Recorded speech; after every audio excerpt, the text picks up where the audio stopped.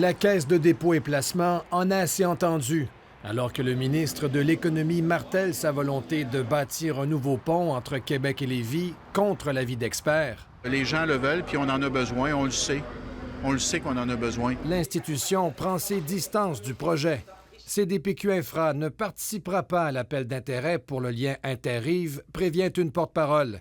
Les orientations retenues par le gouvernement et le projet actuellement à l'étude relèvent désormais entièrement de sa responsabilité. On ne construit pas un pont sur du ressenti. À Québec, le maire Marchand prévient qu'il n'appuiera jamais un troisième lien en l'absence d'une étude de besoin valide.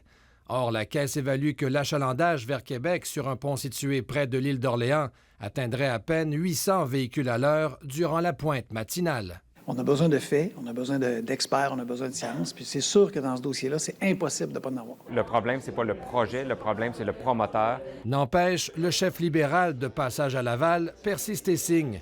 Son parti proposera un lien à l'est de Québec aux prochaines élections et, contrairement à la CAQ, il compte obtenir l'appui des experts. On est en faveur de poursuivre les discussions sur ce projet-là. Alors, je ne peux pas être plus clair que ça.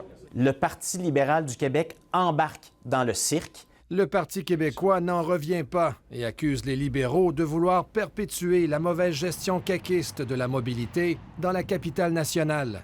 Depuis 2018, l'éternelle planification du troisième lien engloutit des millions. C'est de l'argent des Québécoises et Québécois dont il est question. Il y a déjà 130 millions de dollars, 127 millions de dollars qui ont été gaspillés. Ça doit cesser.